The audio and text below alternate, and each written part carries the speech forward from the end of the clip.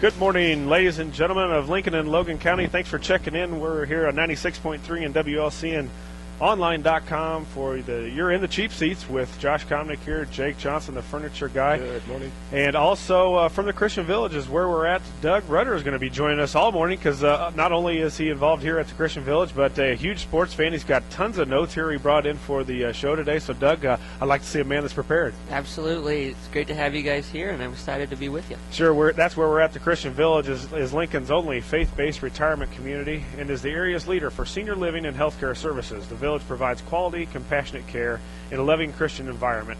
They offer a wide array of living options for older adults, such as independent living, rehabilitation, skilled nursing, and memory care. The Christian Village, located at 1507 7th Street in Lincoln, a community of passion. Guys, a lot of things going on really in the sports world. You think about summer months coming up. It's kind of a dead time, but you've got here before summer comes up, we've got the NFL draft, of course, that's been going on for the last couple of days. The combine's been going on, it seems like, for 3 months. And of course, Major League Baseball, the NBA playoffs. I'm not an NBA lover, but I've got to say this has been pretty amusing for NBA. Doug, I don't know if you've got a chance to see some of the NBA. Of course, the Bulls are over with, so I've kind of turned it off a little bit. But a lot of games going into overtime, and it seems very, very competitive. Not a lot of blowouts. Absolutely. Fans getting a lot of value for their money at these games.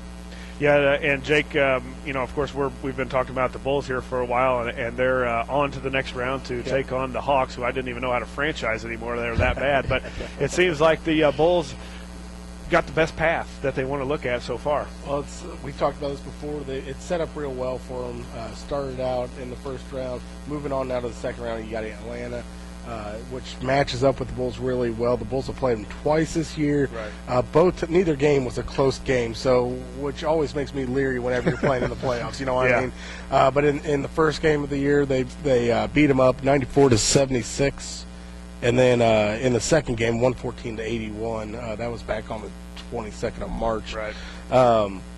But they have made some changes on that team, too. I mean, well, you got Heinrich there, but he's kind of a question mark right now because he's hurt. Yeah. Had a little bit of an injury. Jamal Crawford's playing really well. He had just an unbelievable first round, as well as Joe Johnson. Joe Johnson's kind of a ISO guy, if you want. Yeah. He's a one-on-one player, which the Bulls usually, against guys like that, usually fare pretty well. Yeah, Coach Thibodeau for the Bulls can put together a pretty good defensive scheme, especially against a team like, I think, Atlanta, who has really Jamal Crawford as a one-on-one type of guy. He's doesn't play within the team. He can actually take over a game if he'd like and really win a game for him. He can put up 50 if he's on fire. Yeah. And Joe Johnson and also. So I'm not sure the Bulls are going to have a big test against that. They've got Jeff Teague who's come in. Will be their backup point guard, actually. For Heinrich. If Heinrich does not play, I didn't see the MRI last night, but he was supposed to get it back late last night. Yeah, it doesn't look good for Heinrich, although he's coming back. A little extra momentum and things for him because coming back to the Bulls, he was a Bull, and of course the playoffs will propel him to hopefully get ready, or hopefully not if you're a Bulls fan. And before we get into the Bulls and all the NBA and the NFL, let's take a look at Major League scores from last night. My victorious Cubs were winners 4-2 over Arizona. A big late inning triple by Darwin Barney. Put a couple more runs up on there. And I tell you, Jake, what I've liked about the Cubs, there haven't been a lot of things, but their bullpen has been solid so far. When you can give it to Marshall, when you can give it to Wood, and then you can give it to Marmol, those guys have been steady Eddie so far this season and have kept a lot of teams. This last year we would have lost this game. Definitely. It was 3-2 and a 6. We weren't scoring. We only got basically one guy that hit last night. That was Soriano. He had 2 home runs. But last year we would have lost this game mainly because we didn't have Wood, I think, and our bullpen wasn't near as bad. And we stack up on a run. I love Darwin Barney. He's a young guy. He plays second. He puts the bat on the ball. Great. Shortstop. They're a fun team to watch. It looks like they're about ready to put some things together. I thought you were a Cardinal fan. I keep up on my MLB. Okay. Well, it's nice to see, especially coming out of that 11-2 shellacking that they had on Thursday night. Well, I'm telling you, when they lose bad, they lose bad. Sure. Yeah, I mean, the best part about losing bad is it's only one game. Yeah. Yeah, but it seems like it's every other day. Oh, I know. That catches up to you. We had a few games like that here in the last week or so with our bullpen. our bullpen. The St. Louis Cardinals, they actually were victorious last night, pulling off a 5-3 victory over the Atlanta Braves. Yeah, and that's a good win. You've kind of fired your closer. Is he back now? Or? You know what? No, I'm thinking they've got a couple guys in the bullpen right now that just are not right. You can tell that they're throwing, but it's like they got dead arm or something, and it's not working for them. They're not getting the late movement like they're used to, and they have their entire career. Right. So that's going to come around. It's a matter of just diapering them. I guess is the best way to say it, until they get a little better. But it seems like this Central Division is just bad to me. I mean, you've got the Cardinals 15-11. Milwaukee's second now, 13-12. And Milwaukee's actually 13 been winning a little bit too. Yeah, they're starting to hit. Yeah, they're getting so they're a little more consistent. Yeah, right now. and my Cubs are still behind the Pirates, which is amazing to me. Pirates are running fourth in the division at 12-14. They win again last night. Chicago 10-14 and Houston 9-17. So, any one of these teams, let's mark out Pittsburgh. I'm pretty sure Pittsburgh's probably not going to be up there for very long. Let's mark out Houston. Yeah. You've got 4 teams: St. Louis, Milwaukee, Pittsburgh, and Chicago. Not Pittsburgh. Sorry, Cincinnati. What do you mean? Put the Bulls in there. Okay. Yeah. I put the Bulls, the Cubs. The Bulls are going to win the division. But I put the Cubs, Cincinnati, Milwaukee, and St. Louis in this to where. I think it's going to be a race really down to the end. I don't know if any team is good enough to pull ahead of any other. Well, I'm not going to disagree. Well, you know what? I don't know. Actually, I am going to disagree. I think there's the Cardinals have the least amount of question marks on their team, I believe, because they are absolutely killing the ball. Right.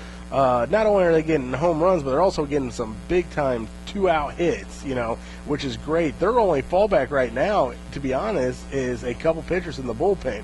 If they get those guys locked down, which I think will happen, it just does take some work to get them out of their little funk.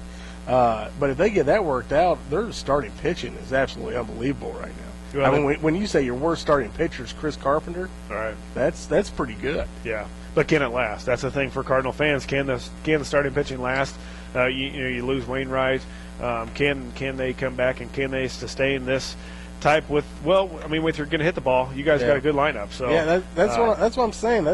And they've got a lineup that they do hit into some double plays, but they don't strike out a whole lot. They make a lot of contact. Right. Well, it seems like the Cubs this year too. Doug Cub, Cardinal? Cub fan. Sure. Oh, bless your heart. Absolutely. Cubs fan here. And, for me this year, the Cubs, Doug, are not striking out like Jake said. The Cardinals aren't striking out as much. I don't see as many Cubs going down. And of course, Fukudome strikes out all the time. But other than that, I love Bird. Barney, Castro's making a lot of contact, really playing well. Ramirez is off to a slow start, but he blames the weather every year. If it's not warm out, he doesn't hit. So he'll start hitting here in a little bit. But even Soriano, I haven't watched a whole lot of games, but he's putting the bat on the ball. Sometimes it's not hard, but he is putting the bat on the ball and sometimes making some things happen. And I think that's one of the reasons the Cubs are better, not only their bullpen, but we're not hitting those solo. Every time we would score last year would be a solo home run. That's it. Wrigley's a great place to play small ball, and so getting contact on the ball and getting the ball in play. I mean that's how you win games at Wrigley. And maybe their new manager has said that. We're going to put the ball in the play. We strike out way too much, and our record doesn't show 10-14. But Soriano breaking ball in the dirt away. You don't see him striking out quite as much this year. He's still gotten it a few times. Yeah. That's the thing you got to break yourself up. But he's not looking near as bad as what he has. Usually with guys on base and he's up, I can pretty much write down I just turn the TV off and go because it'll be commercial if there's 2 outs. Yeah, I was going to say I write up a K. So and now this year he's a little more focused. He's on it, I think, a little more this year. Orioles win last night over the White Sox 10-4 as the White Sox manager Guillen got in trouble for those tweets. I'm not sure why these professional athletes keep tweeting, because it seems like every one of them gets in trouble after they do it. But they lose 10-4, the Orioles, over the White Sox in that American League. You've got New York leading the East Division over Tampa Bay. 14-9 is New York. Cleveland's winning the Central 17-8. Pretty impressive record. Best record in baseball. It looks like Colorado 16-8. So, Philadelphia 17-8 also. So they're tied for the best record in baseball. And Texas, who started out really hot, has kind of fell off a little bit. They're 15-10, still winning the West Division, but not as much as they were.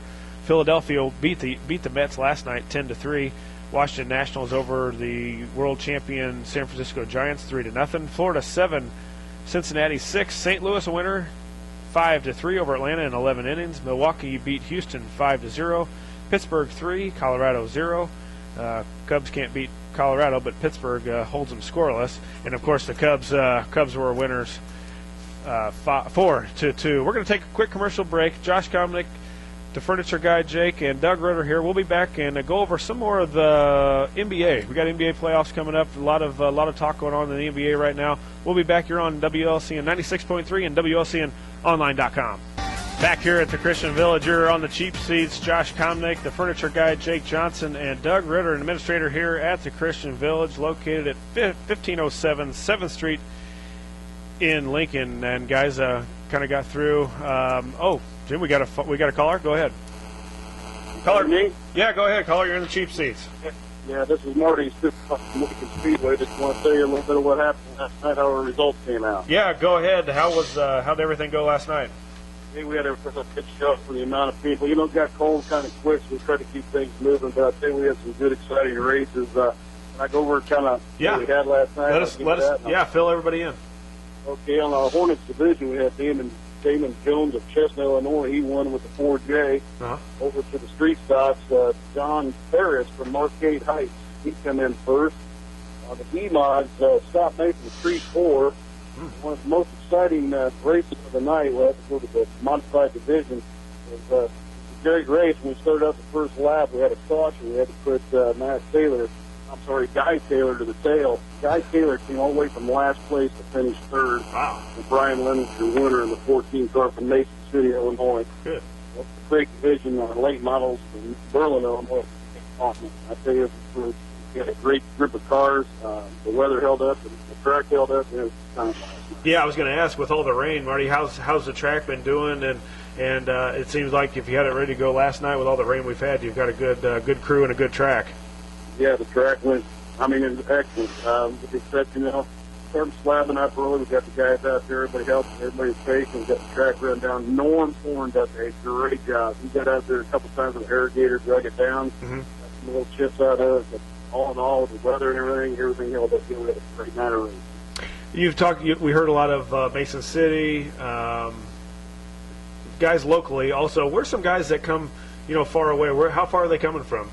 Well, we got guys coming. Well, last year, hopefully we get them back up here again. We had a lot of guys come up from Missouri last night in the great classes. Guys, the great class is more of a drivers, more economical division of the late models. It's more, the guys can afford it. So we're getting a lot of guys that are really, the class is really taking off. We've got them coming from Missouri, Iowa, border of Iowa, Western Illinois, Peoria. They're coming from all over. So Lincoln's really getting some new cars. We probably had, I'm going to guess, about 10 or 12 people last night to come to our track. Good. Excited and they're wanting to come back. Yeah, Marty, give us the listeners what's going on next week out at the track. Of course, coming up on the 27th, we have our big Northern All-Star late model show. That'll be big money to win. Next week, it's just a regular show, just like we had last night. Mm-hmm. Again, we'll announce more going on as we get going here, but things are really looking up for Lincoln. Good. Sounds like it's going well, Marty. And keep up the good work. Keep us, call in, let the listeners know what happened, like you do every Saturday, and we'll check back with you next Saturday. I appreciate it. The fans out there, anybody's got any questions, feel free to call us 635-1833 there in Lincoln. I appreciate it, guys. Thank you. Talk to you later, Marty. Marty out at the Lincoln Speedway, checking in with us as he does every Saturday. Let us know what happened out at the track. Well, it was a good crowd there last night. Yeah, you mentioned you had driven by after you were leaving your furniture store and said there was a good crowd and a lot of people still coming in. A lot of people still going into the park. It looked good, like I said. Looks like they're getting some more cars out there, is what Marty's saying. And sure, good guys. NBA. I've mentioned it a lot of times. I'm not a big fan of the NBA until I guess I'm a 50% fan now that the playoffs started because they actually do play now. But you've seen a lot of good series as Memphis wins their first time ever winning a series. Seed, and an 8-8 seed over a 1 seed. That was Memphis 99, Spurs 91 last night. I actually did stay up and watch the end of it. Pretty good game. Ruckus crowd at Memphis, of course. You got they've never won a series, and you got the number 1 seed coming in, and I think the Spurs are just tired. They're old. Duncan's been in the league 15, 14 years. He just doesn't have what he used to have. Memphis has young legs. They were excited. The crowd got them going, and it just looked like the Spurs. I know they won 61 games or something like that this year, but it just, Memphis just had the youthfulness going. You hate to say a team's over, but it really looked like, the Spurs. I mean, unless they do some serious retooling over the offseason. I mean, Duncan really needs another big guy who can help to protect him and give him a rest. Give some rest, exactly. I mean, they've got some good guard play, they got one of the best coaches in the league, but at some point, the sell-by date really expires for some teams, and they really have to start to think about starting over. Well, putting 61 games up to win 61 games, and then you come into the playoffs and do this. I just thought they were warned. Over the year last couple of years, they have actually kind of retooled, but in the playoffs, it's a different circumstance. Coach Pop is going back to those guys he's had. That's exactly right. Manu and their point guard there. McDyess is not young either. Oh, no. Parker, he's good, and he's not old, but McDyess can't run up and down the floor. He couldn't bang with Zach Even with Randolph. Parker, his ability to keep a guy in front of him on the defensive end, it's gotten worse, which makes it much tougher for a big guy like Tim Duncan, who he's getting to the point in his career, who definitely a Hall of Fame career, that he's needing some plays off. He's just getting to that stage of his career. Still an unbelievable player, but it's a different ballgame when you get to the playoffs. I think in the NBA, there's so much more of a difference in intensity between the regular season and the way that teams play in the postseason, that you can have two completely different experiences when you go from one season to the next. Yeah, I say playoffs in NBA are 100%. They give 100%, I think, and during regular seasons, 60.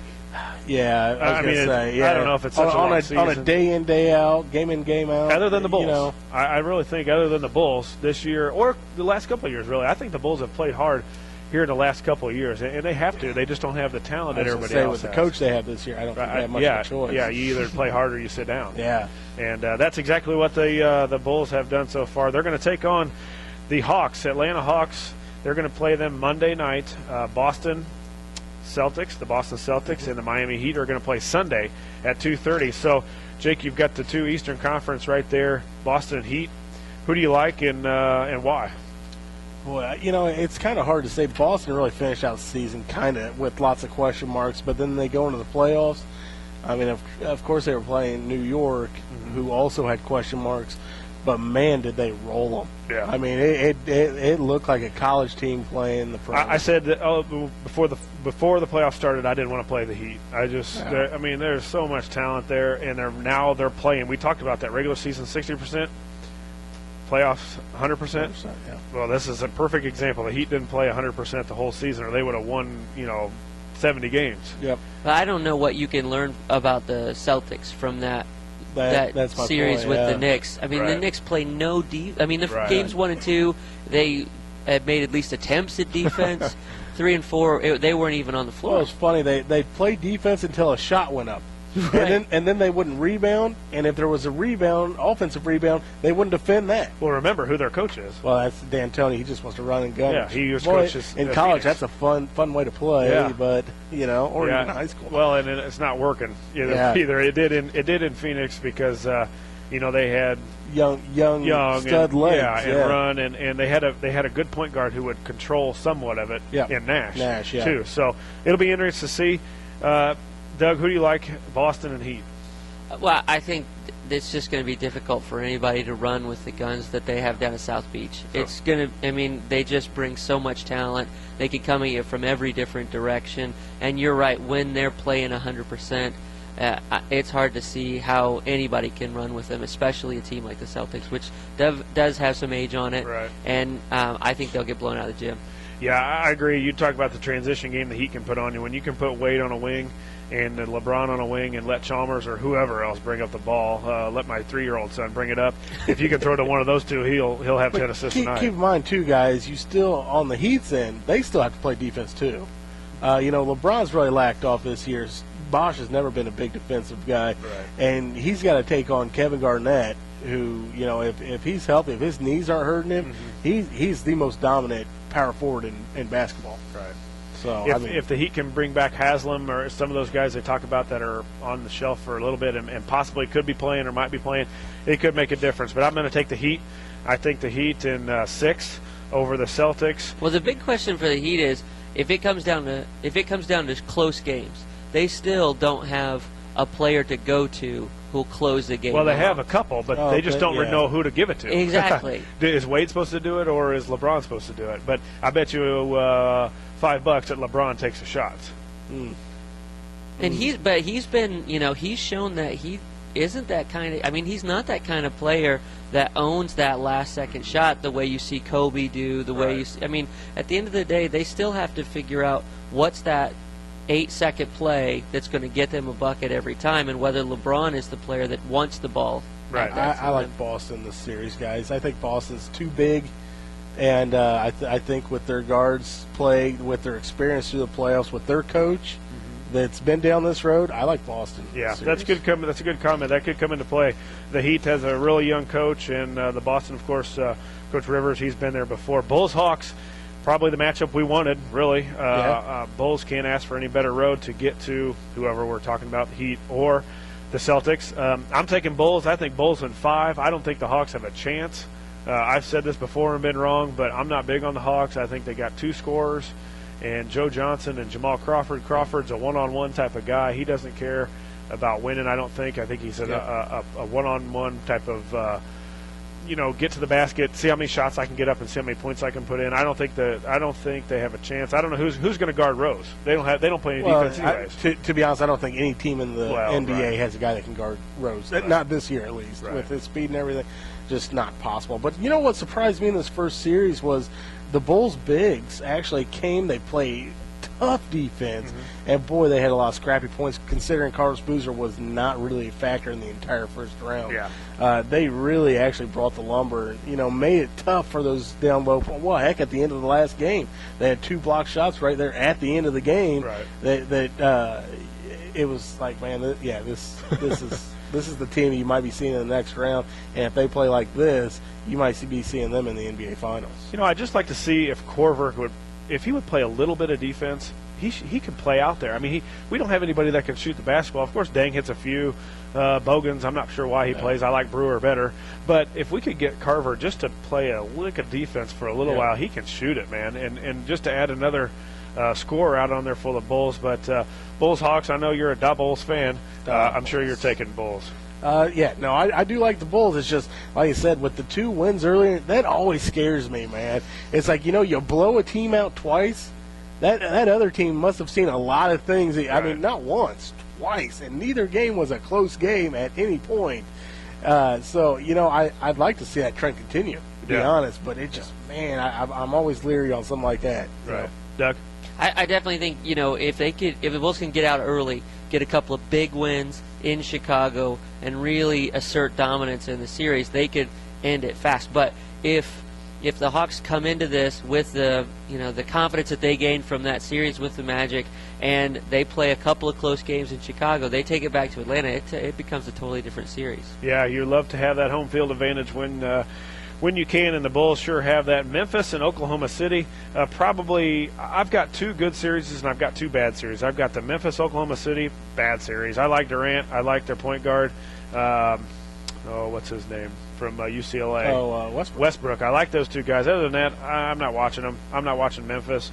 Bulls and Hawks, I don't think it's going to be a good series. A good series, Boston and Heat.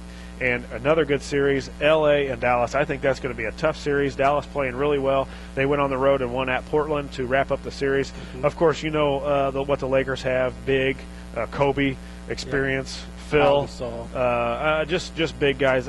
I like L.A. because of the experience. Dallas is playing well. Again, though, we were saying that earlier with San Antonio. When it got later in that series against New Orleans for the Lakers, they started looking a little old too. Yeah. You get a little long in the tooth in a grinding series like that, which, the rollover that could be Kobe scores 50 for the next 2 games and they roll on the team. But but LA has 2 7-footers you can throw it into. Yeah. You can really slow the basketball game. If you need a break, walk it up. You got 24 seconds. Yep. Take it down to the wing, lob it up 10 feet in the air, and let Bynum go get it, and you rest. And let him go to work. And then you come down and go to Gasol the next time. And you really have 48 seconds there of break or 40 seconds of break. Well, then wait till the fourth quarter, then just give them the ball the rest of the game. Yeah, then let Kobe take over. So I like Dallas, but I think LA's got too much experience. Doug, Oklahoma City, Memphis, Kevin Durant, the leading scorer in the series, in the playoffs, a little over 26 points a game, I believe. In the NBA this year. Yeah, and in the NBA too. I like Oklahoma City. What about you? I do too. I think Memphis spent a lot of energy getting out of that first round. I think they're going to – I mean, yes, they're a blue-collar team, and yes, they like to scrap, but I think Oklahoma City's going to come in with too much talent and take them out of the building. Yeah, they've got Perkins on Oklahoma City now, who now can guard Zach Randolph, which Tim Duncan could not guard Zach Randolph last night. He had 14 or 16 points in the fourth quarter. That's what won Memphis the game last night. They've got them. Jake, who you like, Oklahoma City, Memphis? Yeah, I'm with you guys. I'm jumping on the Oklahoma bandwagon there. And they'll be rocking there, as you know, a newer NBA team to that city. So both of them, really.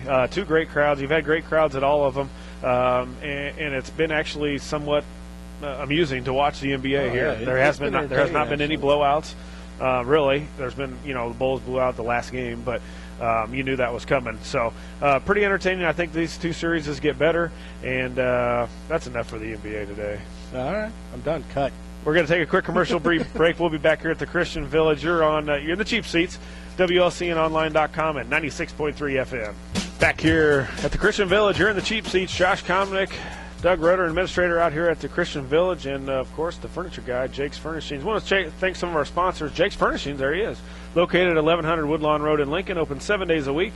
Phone 735-1212. Jim Grimaldi, attorney at law. Call 217-651-8089. The Christian Village, the area's leader for senior living and healthcare services. Phone 732-2189 for a tour. Rail Splitter Veterinary Wellness Center, located at the corner of Route 10 and Route 121 in Lincoln. Phone 732-5700. The Lincoln Speedway, located at Logan County Fairgrounds. Phone 217-735-1833 for schedule and race times.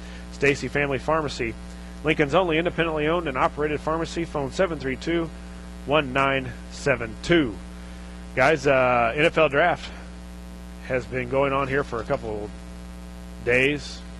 Combine for several months, workouts for several months, ever since basically the national championship ended. Is this the first year they've done this, spread it out over this? I don't know. It seems like it takes forever, though. Because it used to seem like it was on Saturdays and Sunday. Yeah. And it was over.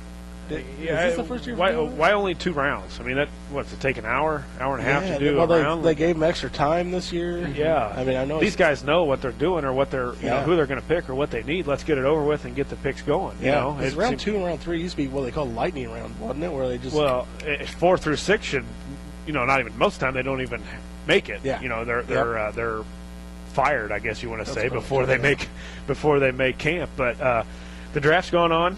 We've seen 3 Illini drafted, and that's going to leads into our trivia question. Who was the first Illini drafted this year, and what pick was he for the 2011 NFL draft from the Fighting Illini? Call in 737-3791. I know Jake knows. He's a question there. For that's right. Yeah, we just want to give away this pizza today. So, tell me the name and what pick he was. The first Illini chosen in the 2011 NFL draft. The pick and the name, 737-3791. Give us a call. But before we get into the Illini, because we can't really talk Illini until that game comes up. There you go.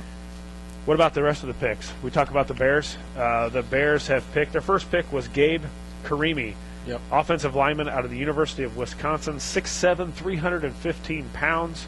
Big boy. Yeah, and guy, we needed good feet. We needed to stop. I'm tired of watching the Giants replay of that 9 sacks against Cutler. Yep. So we needed some help. I love it when they say he's got good feet. I just love that saying. I mean, the guy's 6'7".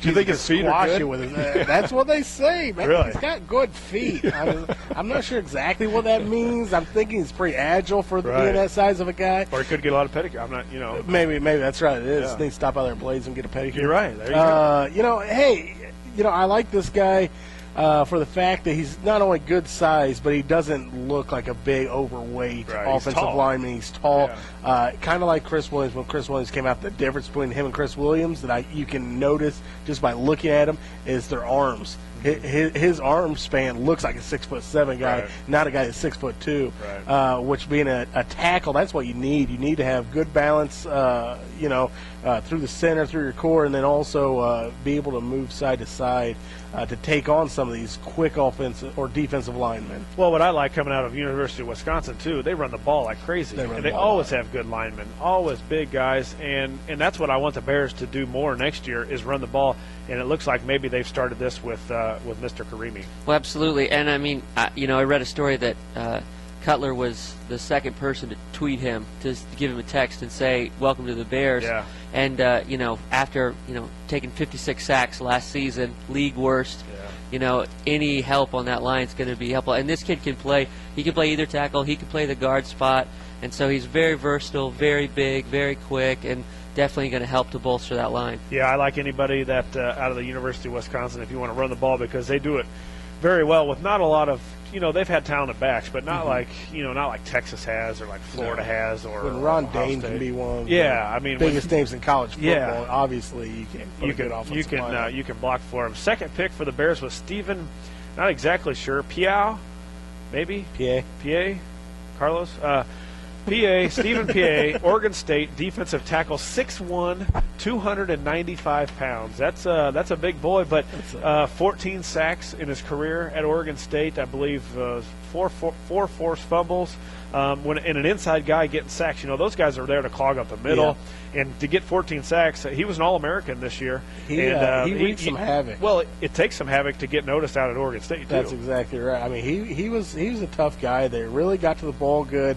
From a tackle spot, you're looking to clog up the middle for the running backs coming through, trying to slow them down, get them, grab them, pull them down the ground. But he also got to the quarterback a lot. Yeah, and third-round pick, Chris Conte, a defensive back out of California. I think the Bears, by the time you get to this point, you're just taking the best available. I think you're not. Maybe your needs are too at defensive back, which we have. We don't cover that well. It would be nice to get a little bit of a faster safety out there for the Bears. So I think at this point where 3, 4, 5, 6 get into those rounds, you're just taking the best possible guy you can get. And you start to see the coach's natural inclination. You see Lovey; he goes to the defensive side of the ball whenever he can. That's just his default. But absolutely, we can take all the help we can get in the secondary. Yeah. Well, and we'll need that. We talk about some of the picks in the draft. We were talking about this earlier, Jake. Maybe this not necessarily the surprise, but some of the best drafting would be by Detroit.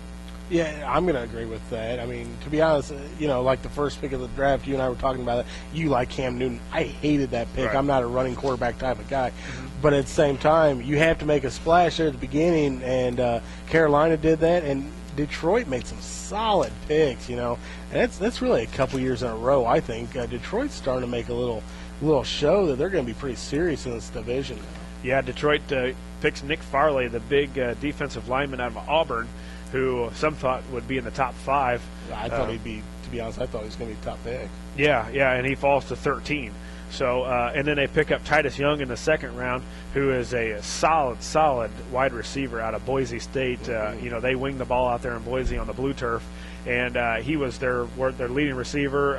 I think maybe even one of the leaders in the career at Boise State. So, when you can line up him next to Megatron on the other side, boy, they've got some weapons. And then they add Mikel LeSure, an Illini, and really a good pick, I think. If you can get Mikel LeSure in what was the second round, They had 2 picks in the second round. A back that Javad Best that they had shows that he's got speed, but he's not that bulky, that back that is a banger against them. And you've seen LeSure going in the second round, who had a great career, 1,600 and some yards rushing last year, 14 or 16 touchdowns. Kind of a Mendenhall type, going to be, running to the middle and not afraid to run into people. Yeah, and that's nice to see from the Illini. Martez Wilson was another linebacker to New Orleans from the 72nd overall pick. That was in the third round. Of course, he was a linebacker out of Illinois who had to sit out 1 year for some neck problems, and then came on and had a good year last year. I wouldn't say it was a beastly year, or a guy that's going to be up for the Butkus Award winner or anything like that. But when you put him in a combine situation, this guy is a freak athlete. You're talking 6'3", 6'4", chiseled, benches, whatever, runs he runs like a running back, and New Orleans got a good linebacker. I think he can only get better. He didn't have a lot of promise at Illinois. He was highly touted coming in. USC wanted him, Notre Dame wanted him, Florida wanted. I mean, everybody wanted him. And he picked Illinois, and just didn't really blossom. And had a good year last year, but congratulations to them, 3rd-round pick, and he'll have a chance to prosper in New Orleans. Yeah, I believe so. He's still on a learning curve, so we'll see what happens in his NFL career. And still waiting for that trivia question. Who was the first Illini picked in this year's 2011 draft? He was a defensive lineman, I'll give you that, out of the state of Louisiana. His name is, that's what we're looking for, 737-3791. That's the pick. Give us what pick he was and what his name is. We're going to take a quick commercial break here for one last time. We'll be back to talk a little more NFL and hopefully somebody answers that trivia question. You're in the Cheap Seats, WLCNonline.com and WLCN 96.3. Cheap Seats 96.3 and WLCNonline.com. Back here at the Christian Village is Lincoln's only faith-based retirement community and is the area's leader for senior living and healthcare services. The Village provides quality, compassionate care in a loving Christian environment. They offer a wide array of living options for older adults, such as independent living, rehabilitation, skilled nursing, and memory care. The Christian Village, located at 1507 7th Street in Lincoln, a community of passion. Guys, we just got done talking a little draft, and we're still looking for that answer for the trivia. Who was the first Fighting Illini drafted this year, 2011, in the NFL draft? He was the what pick? He's going to San Diego. He's out of the state of Louisiana, and he is a defensive lineman. Call 737-3791. You've got a hot and ready pizza. If you don't get it, Jake will. He's already starving for it. He sees the coupon laying in front of me. You better call quick or it will be in his tubes. Guys drafting. Jake, you didn't like Cam Newton going number 1. Von Miller, number 2. He's a defensive end or outside linebacker out of Texas A&M. Marcel Darius, highly talked about guy, 6'3", 319, defensive end or tackle. He's out of Alabama. A.J. Green, probably the best wide receiver in the draft. He goes 4 to the Bengals, 6'4", 210 out of Georgia. Patrick Peterson, number 5 to Arizona. He's a cornerback out of LSU. Does that mean Terrell Owens out of a job again? No, he'll find somewhere. Hope he goes to Bears. I just think number 4, that's a big pick to spend on a number 2 receiver. Yeah, and I don't think they think Ocho Cinco's going to be there. Yeah. I was going to say, I think he's their number 1. Right. Wow. Right. And when you don't have Carson Palmer coming back probably, or as demanded trade or retirement, you would think you might go after a quarterback. Right. Blaine Gabbert, Jake Locker, something like that. Yeah. Patrick Peterson, cornerback at LSU, going to Arizona. Julio Jones, 6'4", wide receiver out of Alabama, goes 6 to the Falcons. Alden Smith, number 7, defensive end out of Missouri. We saw him tear up Illinois in that first game. I remember that. Redshirt sophomore, pick 7th. Jake Locker, maybe a little bit of a surprise, not a surprise to the guy he shares a name with to my left, Jake, the furniture guy. He liked him there. He liked him actually ahead of Cam Newton. Yeah. 6'3", quarterback out of Washington, goes to the Titans. Number 9, Tyron Smith to Dallas. My buddy Billy, he'll love that. 6'5", 307, offensive tackle out of USC. And a guy I really liked, I thought he'd be higher, Blaine Gabbert, the quarterback out of Missouri. Watched him a lot this year. 6'5", 235. I mean, prototypical NFL arm, body, stands in the pocket. I just thought he'd be NFL type system. Yeah, I mean, they run that fast pace. I mean, I just thought he'd be a good pick, and a good pick by Jacksonville. We're not going to run through them all here, but again, the Bears' number 1 selection was Gabe Karimi, 6'7", 315, offensive tackle, Wisconsin, a senior. So, a lot of people didn't like Ponder. Ponder, the quarterback out of Florida State, went 12 to the Vikings. But, that it is what it is. People think that you've got to draft the best, but if it doesn't fit your system, why draft it? Absolutely. I mean, that's the thing about the NFL, too. Nowadays, they do all this combine stuff to try to figure out what the fit is in their system. It doesn't pan out so often, even in the first rounds nowadays. You see it's not like it used to be where your first round picks, even up to the last picks of the first round are usually pretty solid players. You may have 2 or 3 busts that won't be starting for your team. It's not that way anymore. I mean, the second round can be just as important, if not more important, than the first round even. Yeah. And so often your big contributors, especially on the defensive side of the ball, can be those players that come out of smaller schools that don't have the hype, that don't have the private workouts, Sure. but they mature in the NFL and find their feet and become Pro Bowl players. Sure. St. Clair's Manor, I want to thank some of our sponsors. Their team's dedication is what makes them special. Phone 735-1507. Mary Todd's Gold Crown Hallmark in downtown Lincoln, open 7 days a week. Goodwill of Lincoln. Find everything for everyone at the Lincoln Goodwill store next to Kroger, accepting donations and open 7 days a week. Eaton Corporation. Lincoln College, providing students the best educational experience since 1865. Go online to lincolncollege.edu for more details. Ricky Calvert Schrader Funeral Homes in Lincoln and Mount Pulaski, providing professional care and compassion since 1890. And Edward Jones, financial advisor Bob Neal, call 735-2585 or stop by the office located at 218 South Kickapoo in downtown Lincoln. A little bit of news, Jake, you've got out of local interest here. A golfer headed off to play after Lincoln. Yeah, she's actually moving on to play for Lincoln College here. Kind of a big news for Kylie Ash. Yes. Signs with Lincoln College. Her dad, Brian Ash, there, president, I believe, of Logan County Bank, has to be a very proud papa right now. Sure. A lot of practice and a lot of time going into finally reaping the rewards. You know what you want to do after if your goal is to play after high school. News in the football world of high school. Coach Shaner from Lincoln, I'm sure, has this guy in his nightmares already. The offers are piling up for quarterback Wes Lunt, the fine quarterback out of Rochester. Of course, led them to the state championship this year. He's got an Illini offer, but he's got many after that: Wisconsin, Oklahoma State, Cincinnati, Vanderbilt, Louisville, Boston College, Michigan State, Western Michigan, and SMU. He will throw for Iowa and Virginia when they stop by the Rochester campus next week. So you're going to chance to get ready when football season comes. Of course, we're traveling to Rochester, I believe, this year.